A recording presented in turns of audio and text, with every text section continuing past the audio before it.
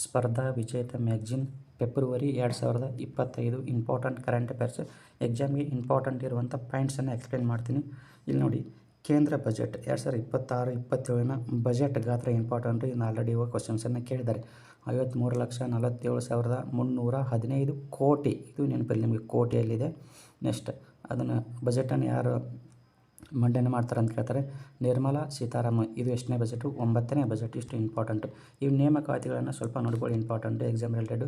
ಇಲ್ಲಿ ನೋಡಿ ಮ್ಯಾಗ್ಜಿನ್, ಇಲ್ಲೊಂದು ಇದೆ ನೋಡಿ, ಜನವರಿಯಿಂದ ಡಿಸೆಂಬರ್ 2025 ಮ್ಯಾಗ್ಜಿನ್, ಅದು ಕಂಪ್ಲೀಟ್ ಬುಕ್ ಇದೆಲ್ಲ, ಅದನ್ನು ತೆಗೆದುಕೊಳ್ಳಕ್ಕೆ ಹೋಗಬೇಡಿ, ಸುಮ್ಮನೆ ವೇಸ್ಟ್.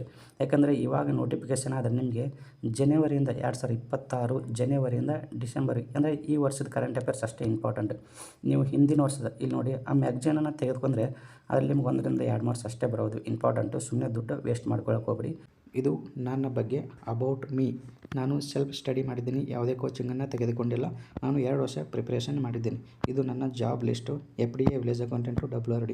ಇದು ಕಮ್ಯುನಿಕೇಷನ್ ಪೇಪರಲ್ಲಿ ಬಂದಂಥ ಸ್ಕೋರು, ಪೇಪರ್ 2 ಕಮ್ಯುನಿಕೇಷನ್ ಪೇಪರಲ್ಲಿ ಬಂದಂಥ ಸ್ಕೋರು.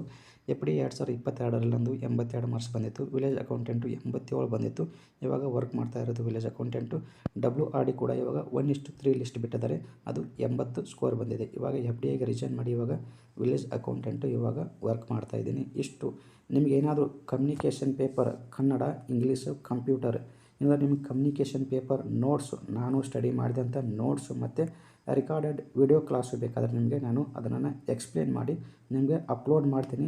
ಬೇಕಾದರೆ ಕೆಳಗಡೆ ಡಿಸ್ಕ್ರಿಪ್ಷನಲ್ಲಿ ಟೆಲಿಗ್ರಾಮ್ ಲಿಂಕನ್ನು ಕೊಟ್ಟಿರ್ತೀನಿ. ಆ ಲಿಂಕಿಗೆ ಹೋಗಿ ನನಗೊಂದು ಮೆಸೇಜ್ ಮಾಡಿ ನಿಮಗೆ ನೋಟ್ಸನ್ನು ಕಳಿಸ್ಕೊಡ್ತೀನಿ, ಇಂಪಾರ್ಟೆಂಟ್ ಫ್ರೀ. ಇದು ನಂದು ಕಮ್ಯುನಿಕೇಷನ್ ಪೇಪರ್ ಇಂಗ್ಲೀಷು ನೋಟ್ಸು. ಅದರಲ್ಲಿ ಇಷ್ಟು ಟಾಪಿಕ್ಗಳಿವೆ, ಸ್ವಲ್ಪ ಜೂಮ್ ಮಾಡ್ತೀನಿ. ಇದು ನಂದು ಕಮ್ಯುನಿಕೇಷನ್ ಪೇಪರ್ದು ಇಂಗ್ಲೀಷು ನೋಟ್ಸು. ಇದು ಈಸಿ ಇದೆ, ನೋಟ್ಸ್ ಒಂದು ಸರಿ ತೋರಿಸ್ತೀನಿ ಯಾವ ರೀತಿ ಇದೆ ಅಂತ. ಸ್ನೇಹಿತರೆ, ಇದು ನಾನು ಸ್ಟಡಿ ಮಾಡುವಾಗ ನಾನು ಮಾಡ್ಕೊಂಡಂಥ ನೋಟ್ಸು. ನಿಮಗೆ ಬೇಕಂದ್ರೆ ನಾನು ಈ PDF ಮತ್ತು ಇದನ್ನು ಎಕ್ಸ್ಪ್ಲನೇಷನ್ ಮಾಡೋಂದ್ರೆ ಮಾಡ್ತೀನಿ.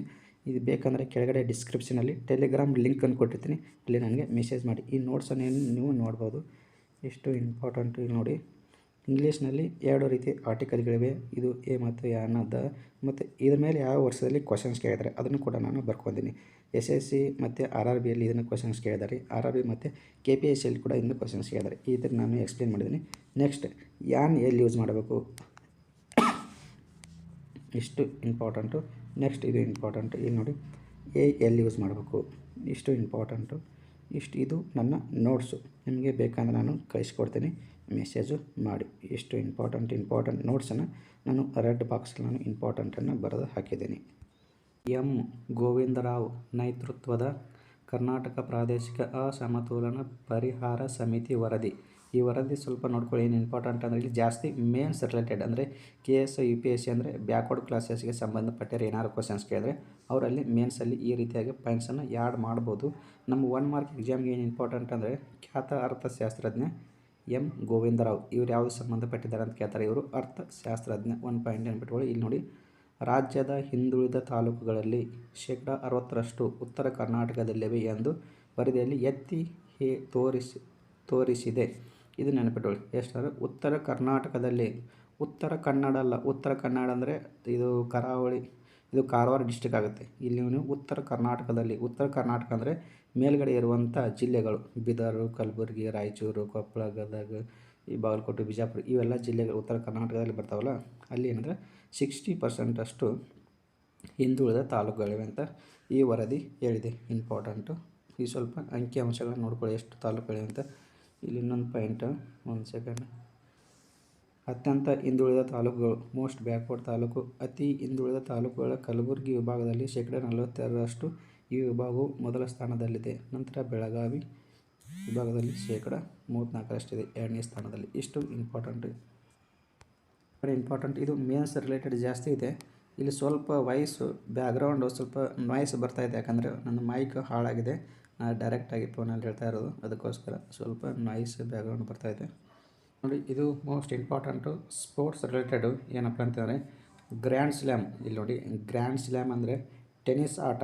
ಇವು ವರ್ಷದಲ್ಲಿ ಟೋಟಲಾಗಿ 4 ಆಟಗಳು ನಡೀತವೆ. ಟೋಟಲಾಗಿ 4 ಗ್ರ್ಯಾಂಡ್ ಸ್ಲ್ಯಾಮ್ ನಡೀತವೆ. ಇವಾಗ ಜನವರಿಯಲ್ಲಿ ಇದು ಕಂಪ್ಲೀಟ್ ಆಗಿದೆ. ಜನವರಿಯಲ್ಲಿ ಗ್ರ್ಯಾಂಡ್ ಸ್ಲ್ಯಾಮು ಇಲ್ಲಿ ನೋಡಿ 2022 ಪುರುಷ ಸಿಂಗಲ್ಸ್ ಚಾಂಪಿಯನ್ಸ್, ಇದು ನೆನಪಿಟ್ಟುಕೊಳ್ಳಿ. 2022 ಪುರುಷ ಸಿಂಗಲ್ಸ್ನಲ್ಲಿ, ಇದು ನಿಮಗೆ ನೆನಪಿರಲಿ, ಪುರುಷ ಸಿಂಗಲ್ಸ್ನಲ್ಲಿ ಕಾರ್ಲೋಸ್ ಅಲ್ಕರಾಜ್. ಯಾವ ದೇಶದವರು ಕೂಡ ಇಂಪಾರ್ಟೆಂಟು, ನೆನಪಿಟ್ಟುಕೊಳ್ಳಿ, ಸ್ಪೇನ್ ದೇಶದವರು. ನೆಕ್ಸ್ಟ್ ಅವ್ರ ಬಗ್ಗೆ ಇಂಪಾರ್ಟೆಂಟ್ ಏನಿಲ್ಲ, ಇಲ್ಲಿ ನೋಡ್ಕೊಳ್ಳಿ. ವರ್ಷದಲ್ಲಿ 4 ಗ್ರ್ಯಾಂಡ್ ಸ್ಲಾಮ್ ಅಂತ ಹೇಳಿದ್ನಲ್ಲ, ಅಮೇರಿಕ ಓಪನ್ನು, ವಿಂಬಲ್ಡನ್ನು, ಫ್ರೆಂಚು ಮತ್ತು ಆಸ್ಟ್ರೇಲಿಯಾ, ಇವು ವರ್ಷದಲ್ಲಿ 4 ಗ್ರ್ಯಾಂಡ್ ಸ್ಲಾಮ್ಗಳು ನಡೀತವೆ. ಇದೇನು ಬೇಕಾಗಿಲ್ಲ ಇವಾಗ ಎಕ್ಸಾಮ್ಗೆ. ಇದರಲ್ಲಿ ಪುರುಷರಲ್ಲಿ ಯಾರು ವಿನ್ ಆಗಿದ್ದಾರೆ, ಮಹಿಳೆಯರಲ್ಲಿ ಯಾರು ವಿನ್ ಆಗಿದ್ದಾರೆ ನೋಡ್ಕೊಳ್ಳಿ. ಆಸ್ಟ್ರೇಲಿಯನ್ ಓಪನ್ಸ್ ಮಹಿಳಾ ಸಿಂಗಲ್ಸ್ನಲ್ಲಿ ಚಾಂಪಿಯನ್ ಆದವರು ಎಲಿನಾ ರಿಬಾಕಿನಾ, ಇವು ಕಜಕಿಸ್ತಾನ ದೇಶದವರು. ಇಷ್ಟು ಇಂಪಾರ್ಟೆಂಟ್. ಇವರಿಗೆ ಮೊತ್ತ ಕೂಡ ತುಂಬ ಕೋಟ್ಗಟ್ಟಲೆ ಇರ್ತದೆ. ನಮ್ಮ ದೇಶದವರು ಯಾಕೆ ಕಾಂಪಿಟೇಷನ್ ಇದರಲ್ಲಿ ಕಡಿಮೆ ಇದೆ ಯಾಕೆಂತ ಗೊತ್ತಾಗ್ತಾ ಇಲ್ಲ, ಅಲ್ಲಿ ಕೂಡ ಪಾಲಿಟಿಕ್ಸ್ ಇದೆ ಅಂತ ಅನಿಸುತ್ತೆ. ಇದು ಇಂಪಾರ್ಟೆಂಟ್. ನೆಕ್ಸ್ಟ್ ಕ್ಲಾಸ್ ನಿಮಗೆ ಎಕ್ಸ್ಪ್ಲೇನ್ ಮಾಡ್ತೀನಿ. ಸ್ವಲ್ಪ ಇವಾಗ ಮೈಕು ಹಾಳಾಗಿದೆ, ವಾಯ್ಸು ಕ್ಲಿಯರಾಗಿ ಬರ್ತಾ ಇಲ್ಲ, ಅದಕ್ಕೋಸ್ಕರ ನೆಕ್ಸ್ಟ್ ಕ್ಲಾಸಲ್ಲಿ ನಿಮಗೆ ಎಕ್ಸ್ಪ್ಲೇನ್ ಮಾಡ್ತೀನಿ. ಬೇಕಾದರೆ ವರ್ಷದಲ್ಲಿ 4 ಗ್ರ್ಯಾಂಡ್ ಸ್ಲಾಮ್ ಬರ್ತಾವಲ್ಲ, ಅದೆಲ್ಲನೂ ಎಕ್ಸ್ಪ್ಲೇನ್ ಮಾಡ್ತೀನಿ. ಇಂಪಾರ್ಟೆಂಟು. ನಿಮಗೆ ಕಮ್ಯುನಿಕೇಷನ್ ಪೇಪರ್ ಕ್ಲಾಸ್ ಏನಾದರೂ ಬೇಕಾದರೆ ಕೆಳಗಡೆ ಡಿಸ್ಕ್ರಿಪ್ಷನಲ್ಲಿ ಲಿಂಕನ್ನು ಕೊಟ್ಟಿರ್ತೀನಿ, ಅಲ್ಲಿ ಹೋಗಿ ನನಗೊಂದು ಮೆಸೇಜ್ ಮಾಡಿ. ನಿಮಗೆ PDF ಮತ್ತು ರೆಕಾರ್ಡೆಡ್ ವಿಡಿಯೋ ಕೂಡ ಕಳಿಸ್ಕೊಡ್ತೀನಿ ಫ್ರೀ.